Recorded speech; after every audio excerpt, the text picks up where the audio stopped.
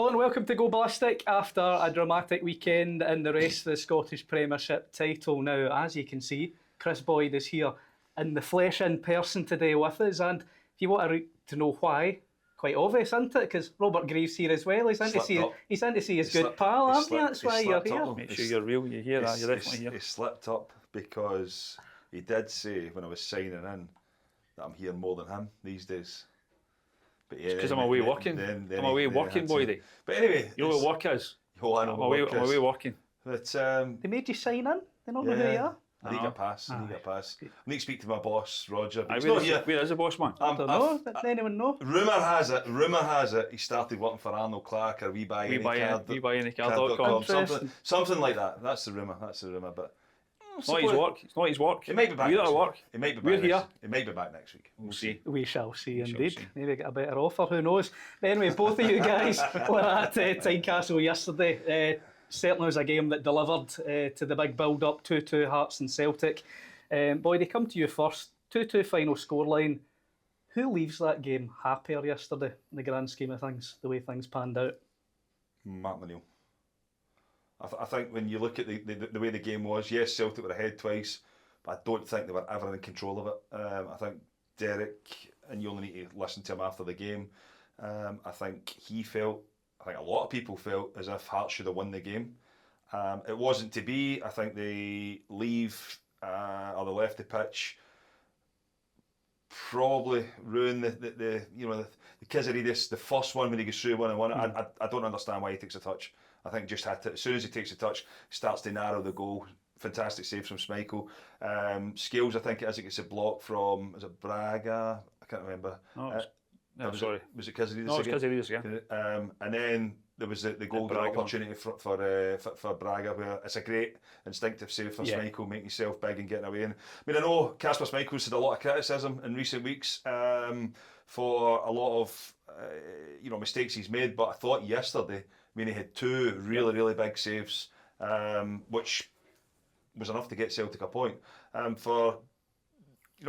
think sometimes we've maybe been a little bit disrespectful on Hearts as well when we keep saying, set plays and that's where they get the 2 goals from. But they did play some football yesterday. They felt as if if you could get the ball, and Derek might have been looking for a little bit more from especially the 2 wider boys as such. But with the players they had missing to put in the performance they did, I think it shows you where Hearts are at right now, that they're disappointed coming off the field. And I know Celtic have had their troubles recently, but coming off the field and you're disappointed, having fallen behind twice to Celtic only to come away with a point, I think it shows you where Hearts are at and the mindset. Robert, I think they probably did deserve to win it. I think it's always the right result, given what happened. You're right about Schmeichel, they were good saves, but for me, the strikers have got to score. Yeah. There were more misses than there were saves. Kizaridis, the one, as you say, 1-on-1 with the goalkeeper, he almost kind of signposted where he was going to put it, or made it kind of easy for Schmeichel. For me, the second one again takes too long, allows Scales to come in and make the block. Again, he's got to get shot away quicker. And the third one again, as you say, Braga, middle of the goals, he's got to just find the bottom corner.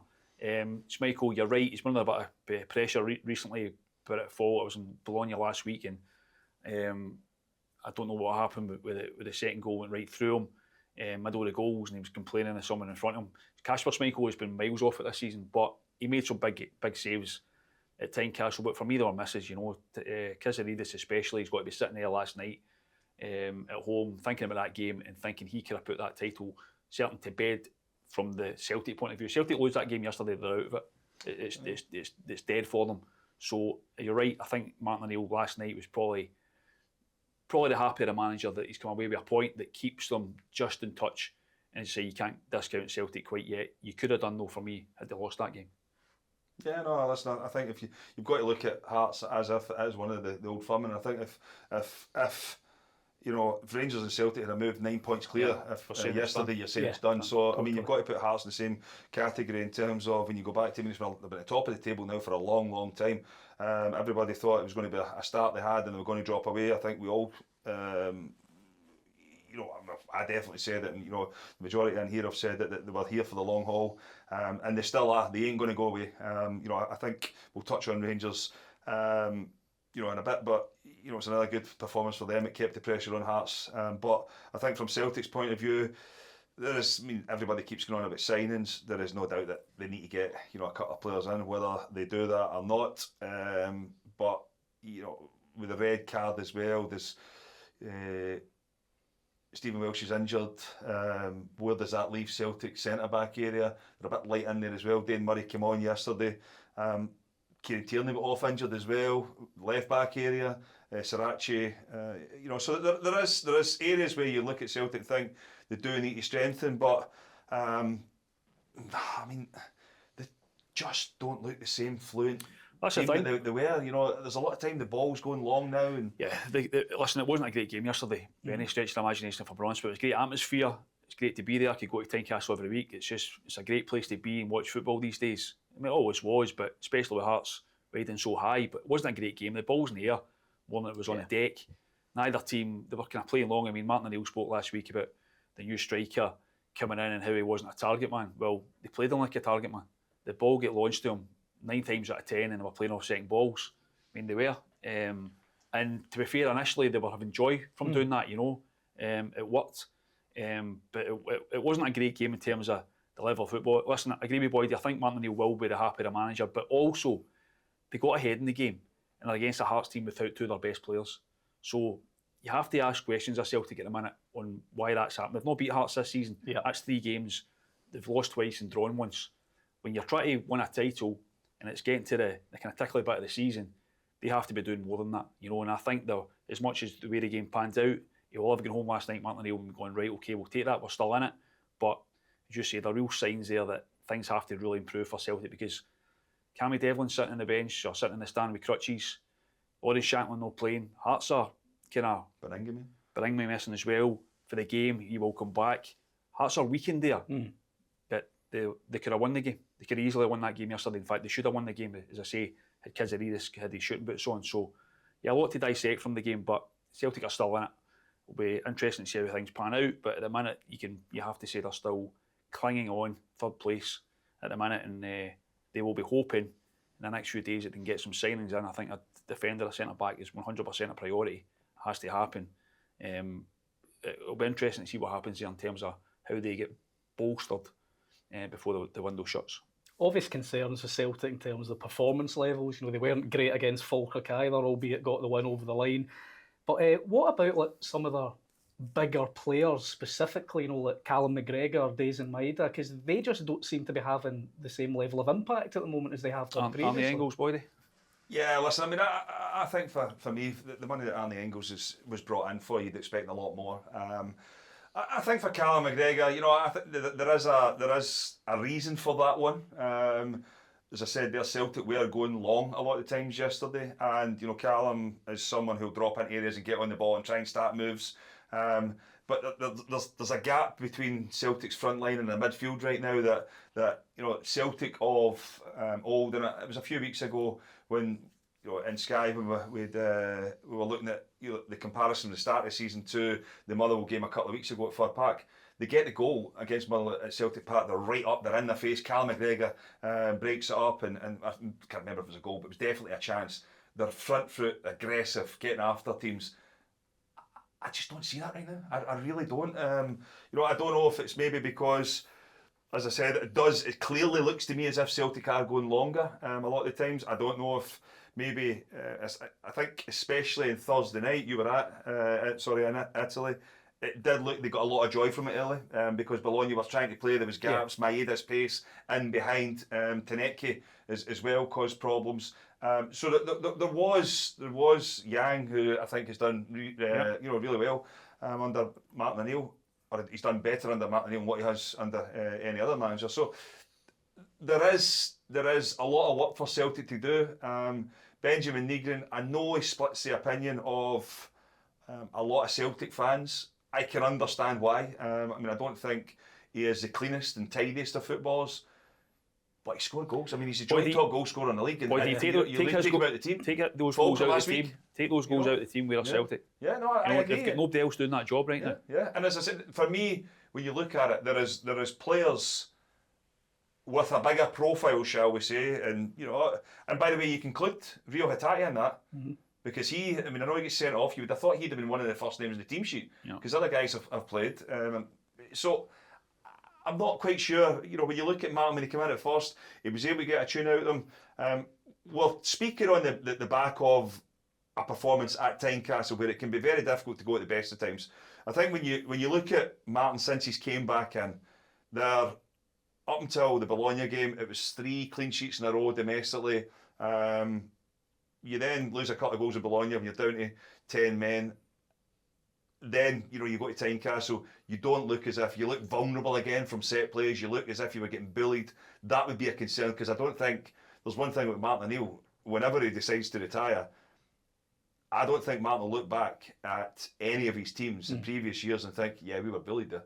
It's one thing that's never happened to whereas you look at Sunday, that was the case, and that would be a concern. It would be a concern, because teams will see that as an opportunity to score against Celtic, to cause them problems. I don't think at home Celtic will drop many points. They've shown over a period of time now, albeit it'll be a difficult game against Falkirk at the weekend because of the way that John McInnes get them playing. But I expect Celtic to get the 3 points there.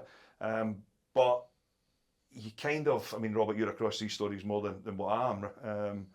But the transfer window, it's just like, again, and we always say it, October, November, get to January, we'll sign players. You look at it right now, the window's nearly shut. Where are Celtic with these signings?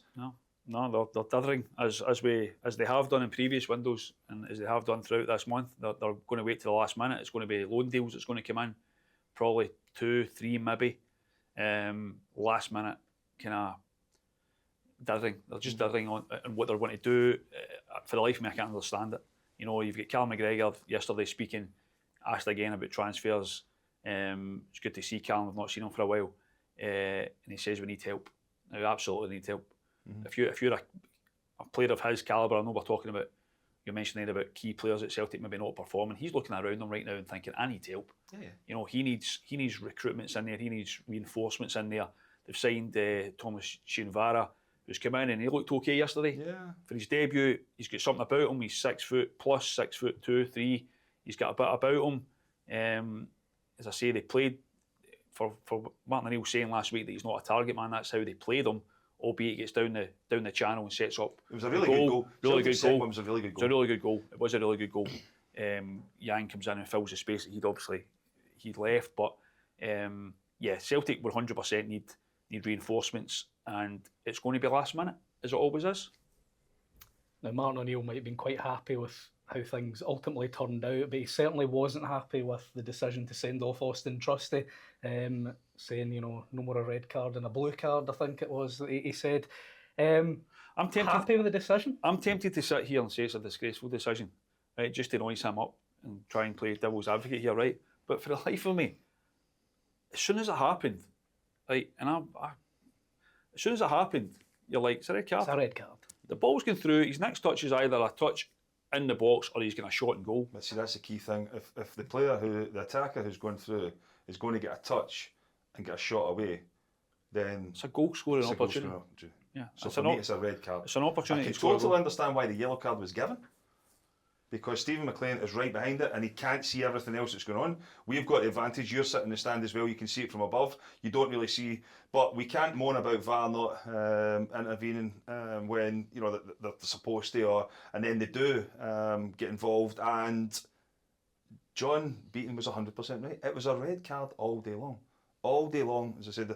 I know Celtic fans they're not used to seeing the players being sent off domestically, but and they can moan about it, but the reality is it's a red card, and that's the laws of the game, and you've got to congratulate VAR and say it was a job well done. I wondered as well when Martin O'Neill spoke about it, probably your Sky cameras right after the final whistle, and then he came in and spoke to us press guys, and he pretty much repeated what he said. You look at the Bologna game last week when Rio Hatate was sent off. For me, stonewall red card. Martin O'Neill get booked by the referee for having a go at him for that decision. And it's pretty, I think in the cold light of day, if he watches it back, Hatate deserved to go.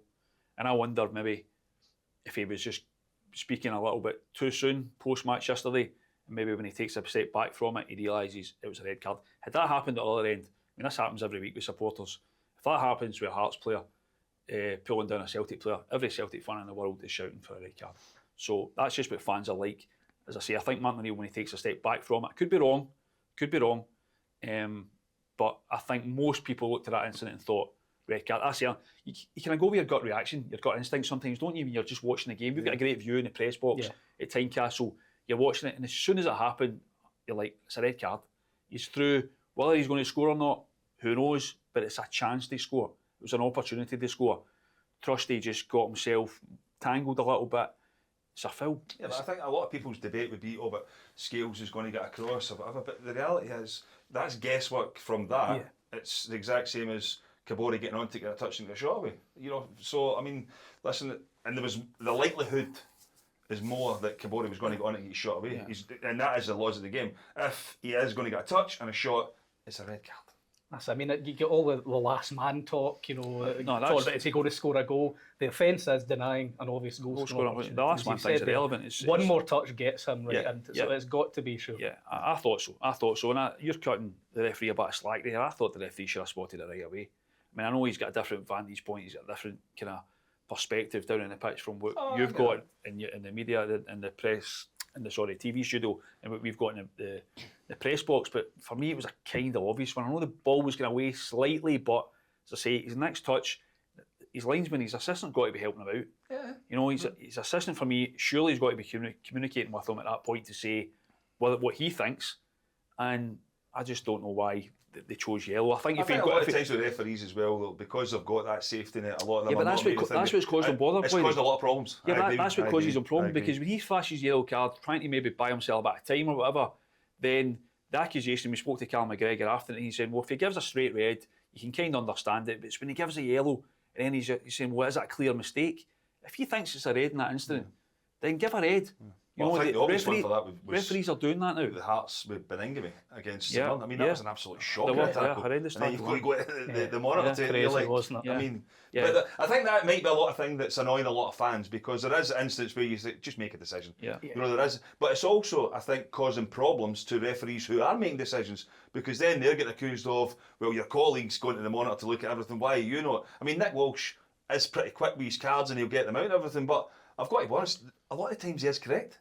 Yeah. But because of a lot of his colleagues are taking their time and going and looking at the monitors to then be corrected, because he's doing it on the field, people are then looking at him and saying, well, why are you not going to the monitor? If he gets the correct decision on the pitch, he doesn't need to go to the monitor. If Stephen McLean gives a red card straight away in that game yesterday, probably 90%, a lot of fans are complaining about it, probably go, well, it was a red card. It's because he flashes a yellow initially that they then go, well, wait a minute, you give a yellow, you're now changing. It's changing your mind.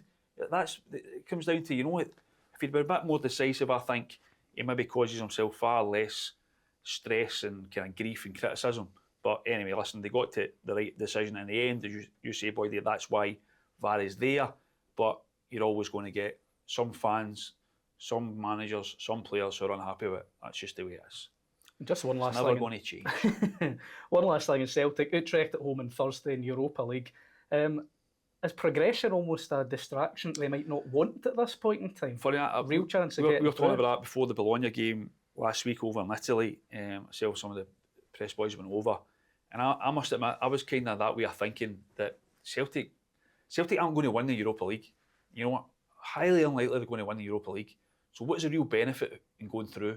Another game, bit more money, fine. I think they probably would suit them better to go out, concentrate in the league and the cup, less games. I think that would be the way.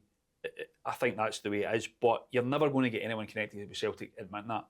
It's a big game for them. They'll build up to it as a big game. I think they'll beat Utrecht. I do. I think they'll get the win. I think they'll go through.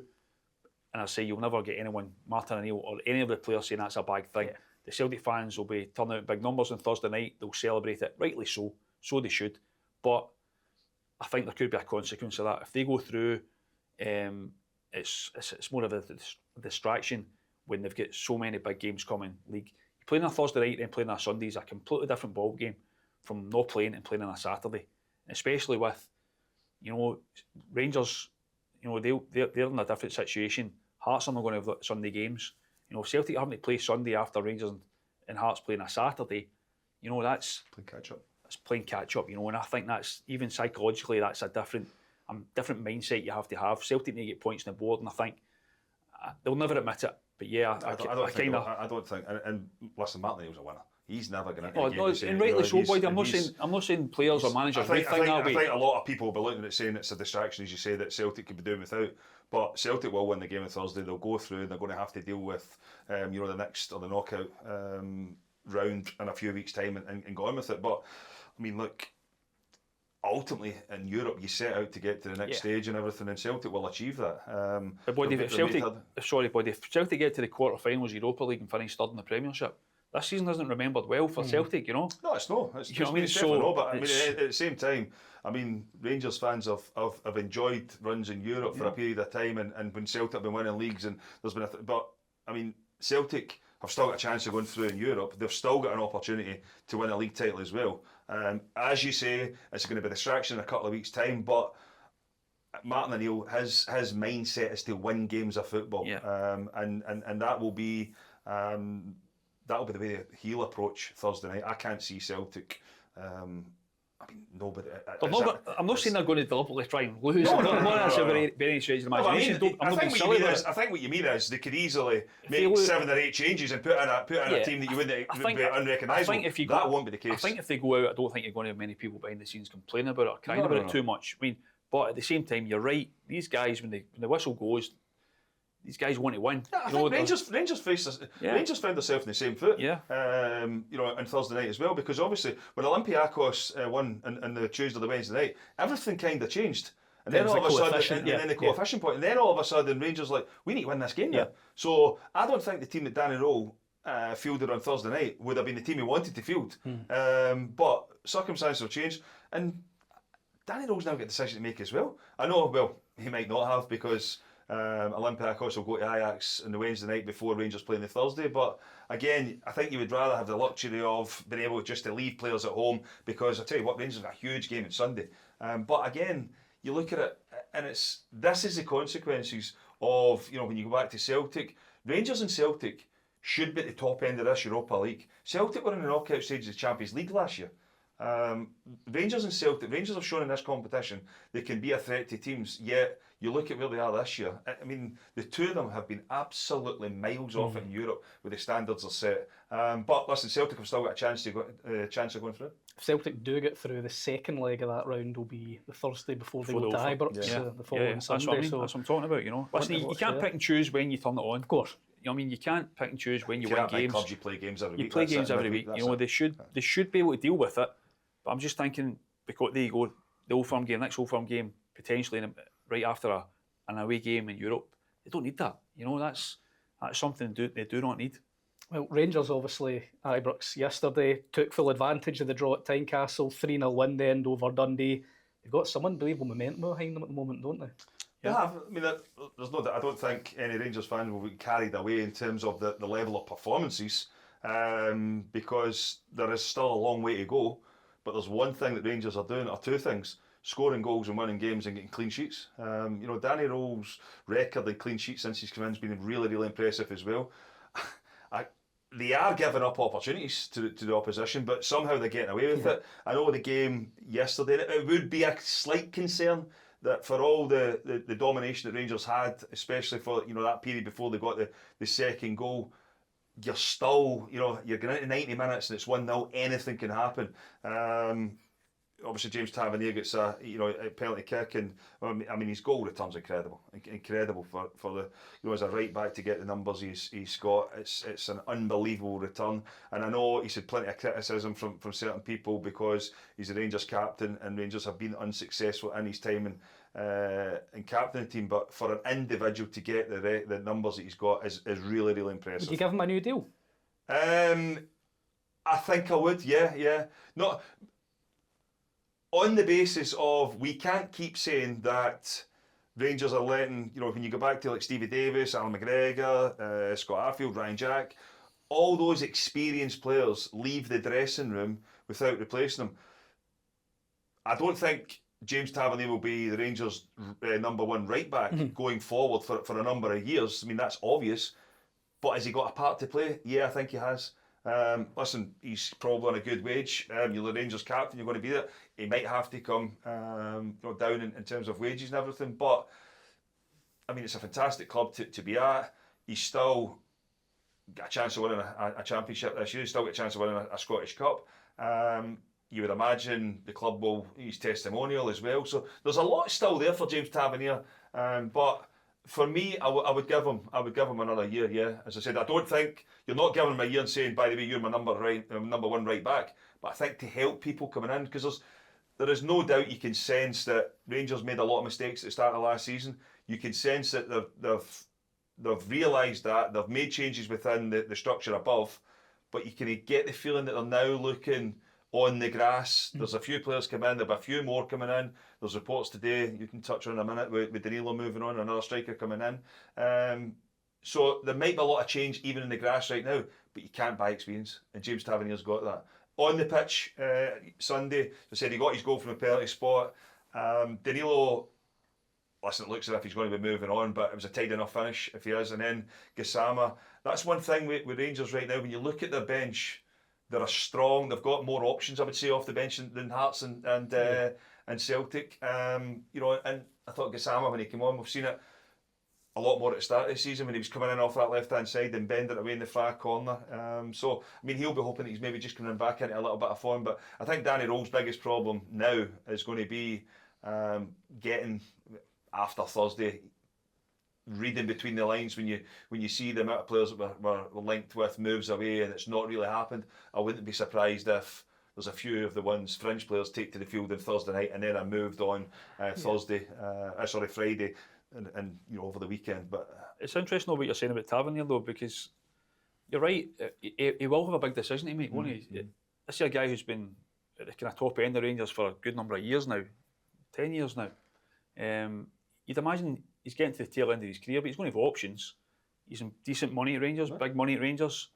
It's an interesting one, you know. I think he's going to be missed when he goes. I think they've shown that this season, trying to replace him. They're trying to bring in a replacement for him. Didn't work out. They couldn't get Aaron's come in. He's not any better, and no one near better than him. And Tavernier, in all fairness to him, he's a guy that's been really heavily criticised from various angles throughout his Rangers career. Just digs down, bides his time, comes back in, and as you say, his numbers always fit boy. He never injured, always there. I think he won't be kind of truly kind of appreciated as a Rangers player until he goes. Yeah. But it's an interesting one because should Rangers sit down with him, and I think they will be sitting down with him about a new contract and how they want that to look. If it is on reduced money, if it is on reduced time on the pitch, is he going to go for that? If that's you, if you're a Rangers player playing at the highest level, your numbers are good. I mean, your numbers were all right, but if they were good, and you think you're, despite whatever age you are at that point, and they're saying we want you less money, and you're maybe not going to play every week, you wouldn't have bought that. You'd have been saying, right, okay, thanks very much, but nah. Listen, I think you need to realise where you're at. I mean, what is James having? 32, 33? 35 this year, October. 35, yeah. Well, taking a couple of years off him. So, I mean, let's be realistic. You're not going to have anything bigger. So a bigger club than Rangers. He might not want the pressure of what brings on Rangers. But my point is, it's a big decision to make, isn't it? If you're 35, if you're offered a contract at Rangers, a chance of still playing in Europe, a chance of still winning cups and still winning leagues, even though it's off the bench, if that's what it is. But a lot of his performances, a lot of his games this season have been off the bench as well. I think it's something. I mean, it's hard, but it's something you have to come to terms with when you get older, that you're not what you were when you were younger. Listen, we're sitting here discussing this. James Tavernier might say, right, I've had enough of this, I want to move on, because I tell you what, there's not many people stay in Glasgow for the length of time as he has, especially when you've not been winning, because usually if you're not, you're like, I've had enough of this. Captain, I need to get out of here, because it can be a daunting, tough place to be in Glasgow when you're the captain of a team that's not been winning. He's got a big decision to make, but I would like to see, and I think that the key thing for me would be that you cannot buy experience. You cannot buy it. So for me, even if it is reduced terms, knowing that he's not going to play week in, week out, I still think James Tavernier, because I tell you something else as well, he can also, I mean, we've seen him at right back, and that's where he's been the majority of his career. We've also seen him go into centre back as well. We've also seen him in centre midfield. There is places where you can move him about. So he is versatile. And for me, I think you've got to manage. You've got to manage budgets as well. And if you've got someone there who can play in three or four different positions, but ultimately, but James Tavernier, does he want to stay? If someone comes in for James Tavernier though and pays money for him, are they not buying experience? That's what? Are they not buying experience? I mean, I'm talking about the experience at Rangers and what you've been through and things like that. I mean, it's very difficult to get someone who has went through that. I mean, you look at it, it's virtually impossible to do. It's virtually impossible. Virtually impossible. I'm kidding you on. I don't think. Calm down. Boydie mentioned Danilo there. That's your exclusive story running online at the moment. He's due one, on the right? Scottish Sun website. Yeah, but also Rangers looking to bring another striker in as well. Yeah, they've Paphos are one of the clubs, not the only club, one of the clubs that have come in, tabled a bid for Danilo. I think it's. Am I boring you? Looking at your watch? No, I just got a wee alert there. Time to stand up. Looking Sit down for a... Sit down I too long. must have one of them when I was on the bench. One of them throughout your career. Yeah, Rangers are looking to. Danilo's going to be leaving. I'm almost certain now that Danilo is going to leave the club before the window closes. There's been a permanent offer on the table, as they say, from Paphos, big spending. Separate team, could be a teammate of David Luiz if things work out. And Rangers are obviously looking at options in terms of how they replace. I think they'll bring in possibly 2 strikers between now and the window. We're looking at a German playing in the 3rd division, 3rd tier, Rostock in Germany, Ryan Nadiri. Yep. 22-year-old, 6 foot plus forward. I think he's got a decent record. He's got decent form at the minute. I think he scored 4 goals in his last 2 games. I don't German football expert as well. Well, just what I was told this morning when I was hearing about the story. Yeah. So, but I do think Rangers could potentially look at another one as well. But yeah, Danilo should go, and I suspect this young German kid, he's not a kid, 22, decent age. I think the fee's 2.5, 2.6. Yeah. Decent amount of money. Again, another example of Rangers spending, which you have to take your hat off to them. They're back in Danny Rule in terms of the recruitment. We're talking about Celtic and what's not happening there. I think if you're a Rangers fan, you've got to be delighted about what's been happening at the club in terms of the support that Danny Rule's been given. Boydie, am I right? Yeah, no, listen, I agree with you. I think in terms of the striker, the players coming in, he's been given money to go and get them. I agree with you. I think even if the German kid comes in, Rangers will still look to strengthen another one, because I'll be honest with you, I don't think they would have expected Danilo to. I mean, they might have been hoping, but I don't think they would have expected to get a permanent bid. So if they're moving him out and they're already in the market for one as well, I think, I've got to be honest, I think Miovski's really struggled for whatever reason. I don't know why. I thought it would have been a good signing for Rangers. You know, when he came in, Chimiti has obviously had his issues as well. When you look at both of them, they've managed to find the net, not at the level that's required to be a Rangers number 9, but they have managed to find the net in the games when they've had a little run in the team. But again, none of them have really said, that's my, I'm the number 9. I am, going to lead the line for you, Danny Rowe. But I just, I still think Danilo's the best finisher at the club. His injury record's been terrible. He's just never been going, and I think Rangers will be absolutely buzzing if they recoup some of the money they spent on, because it was a hell of a outlay for them. Yeah, 6 million. So if they can get anything back, been able to move them on, get someone else in, add some firepower, because Rangers, they've went about their business quietly. I don't think anybody expected to get themselves back in a position that they've managed to get themselves into, but they have got a serious chance now of going and landing this title. And you kind of get the feeling that the club sense that now. The chairman definitely. The fact that he's back and he's wanting to spend more money. As I said, they made a total mess of it at the start of the season, but they're well on the way to rectifying that now. What horse are you backing as it stands just now? You've got Hearts with the points on the board, Rangers with the You met Boydie before? And Celtic, I suppose, with the experience of getting over the line Who are you backing, Boydie? Well, Hearts are top of the league right Did now. you get a refund for your Hearts stop, by the way? Still You not said bad, I you're might need still in it. your. I I might need it. You never know.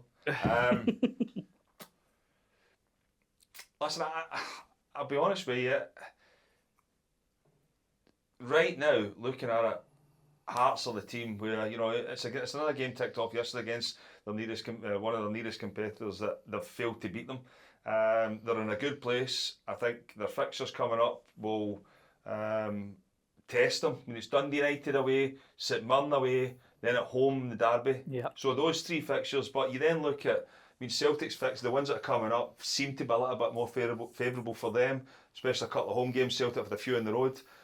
Rangers go to Easter Road off the back of a trip to Portugal during the week. It's going to be a difficult game.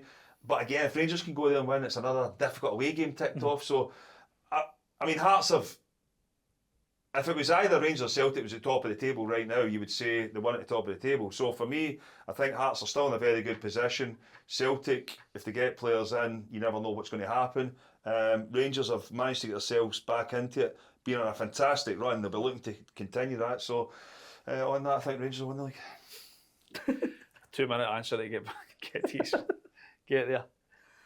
Peter, listen, I think I'm not want to sit in the fence, but I genuinely think it's really hard to call at the minute. I genuinely think it's. I know taking Kris Boyd up. I'm right. I genuinely think that you could make a case for three of them. The three of them, and I think you can make also a case for the three of them blowing it or not doing it. Hearts, I think you have to give so much credit. I've gone on the record before. I think it would be fantastic if Hearts won the league. I really and truly think it would be brilliant for the game. I think it might even kind of give a boost to the other clubs going forward. Your Aberdeens. Think of this. Imagine Rangers have to win the league. Imagine your Champions League trips away in that next year. Oh, how good would that be for you? You like it? Champions League trips are always good. You like a wee European trip straight into the group stages. I know. Rangers No, get listen. it. I mean, if I know. that Listen. could happen. I know. The little trips. You know, you like to save your air miles and everything. Yeah. Coming for you, that's rich. Yeah. No, listen. I've not that bothered who wins it, to be honest with you, but I think it would be great for the game if Hearts did win it. But Celtic they've got a real fight in their hands just to stay there. You know, I think Martin O'Neill's talking about how they need to go on a run. I think Celtic this season have 5 games in the bounce they've won. It's as good as it's been. Am I right? I think that's right. Yeah.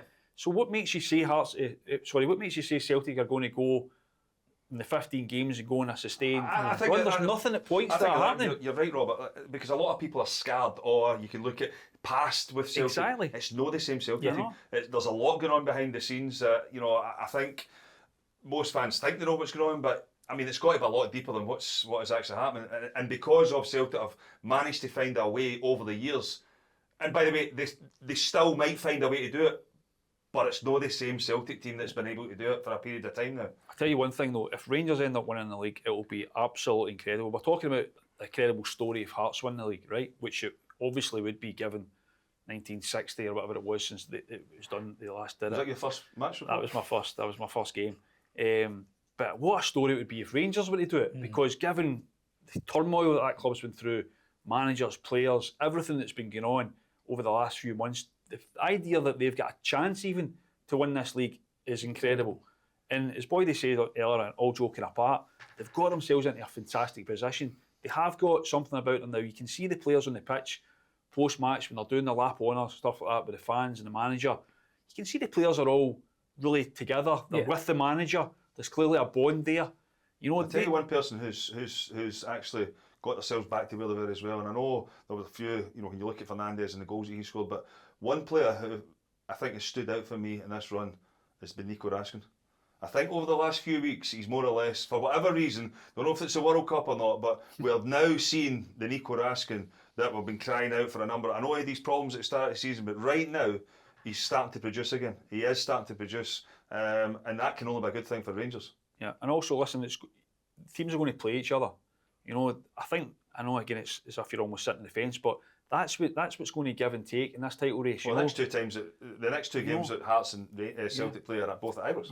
Yeah. So that's going to be have kind of huge influence on what happens. The post-split fixtures are going to be fantastic. You know, you're almost not going to know where to look. You only know where the Skycam is going to be.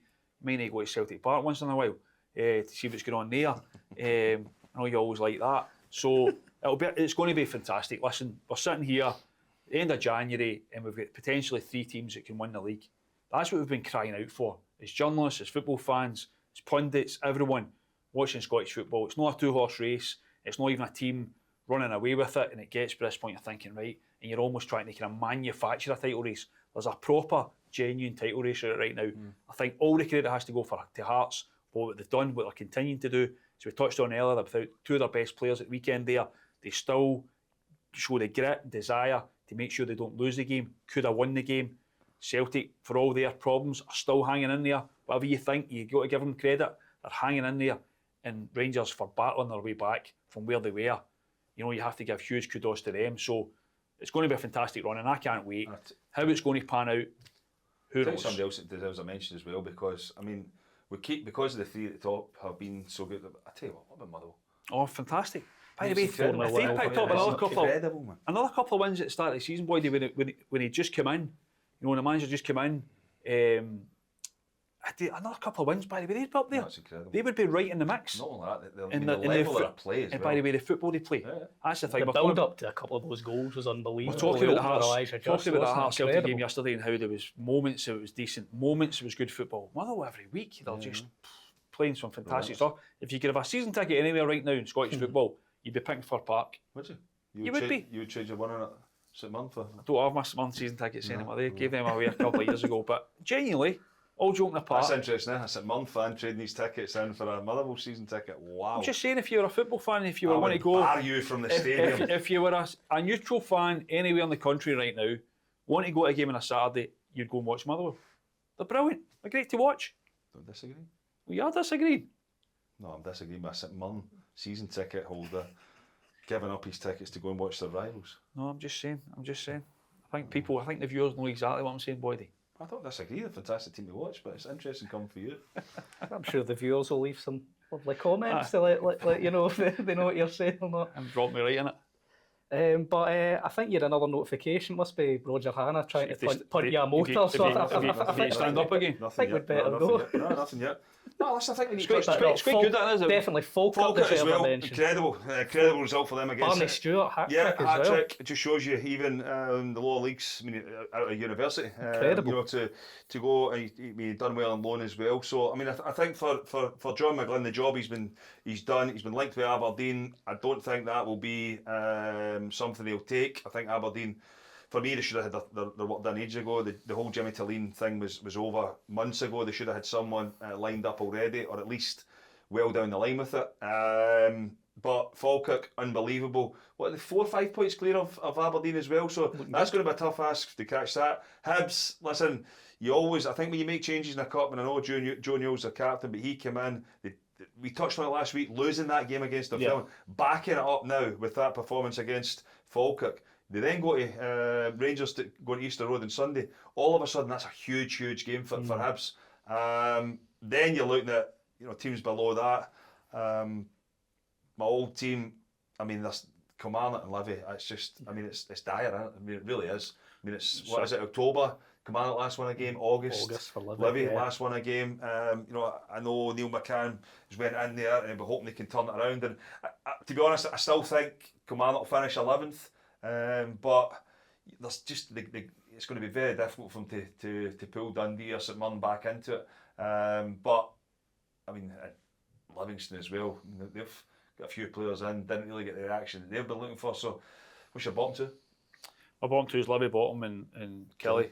Kelly, I think they're feeling detached to a certain extent from them. 3 points dividing them, I think, isn't there? Third bottom St Mirren, I think they will pick up. Third bottom St Mirren, they'll pick up and get results. I think they are genuinely they're better than they're showing. They should climb the table. But that said, I think the top six is at 6 now is going to be the top 6. I think Falkirk have got a gap with 5 points over Aberdeen. I think Aberdeen are going to be a bottom 6 club this season, which, given the money that they've spent, the backing that they've gone back, given the manager there, I think is dire, frankly.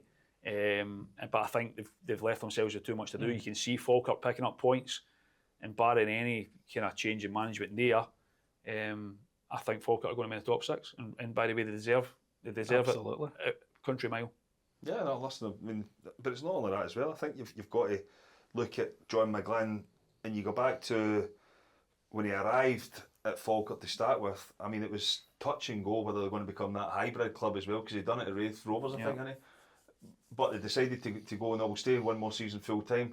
I've not looked back since. The recruited players then, they've just went straight through First Division, Championship, and then came up and are landing punches on some big teams with that are spending a fraction. And they're spending a fraction of what these teams are doing. So I think when you look at the weekend, to beat a Hibernian team 4-1, and by the way, it could quite easily have been 6 or 7. I mean, that's how comfortable it was. He's a proper manager, John McGlynn. Yeah. Proper manager. I mean, you mentioned the proven players, bringing players in from a lower level. I mean, a proper low level, and spending time with them, coaching them. Really improving them, and turning them into players that are performing in the Premier League. That's what Roger says about yourself. He brought you in and then just developed Roger you. Now you're getting to the stage. Roger didn't bring now you you're in. just getting to the stage where you're now hitting your peak. You've taken that too far. You've taken that too far, boy. Hat-tricks, many hat-tricks did you get in your career? A good few, mate. A good few. Don't even know the numbers? No. Too many. I'll go down the road and count the match balls. You still got them? Aye. Have you? In the garage? I'll blow them up. Well, I think Roger Hara's going to line us up with some brand new motors, given his news. Yeah, I think it's that's to the stage I would happening. have been even one as well. We buy in a car. We buy in a car. Go to see what he's got to say. Thanks for watching. Don't forget the transfer specials are coming up. Rangers tomorrow, Celtic on Friday, and the set piece coming up on Wednesday. So stay tuned for that, and we will see you next week. Thanks for watching.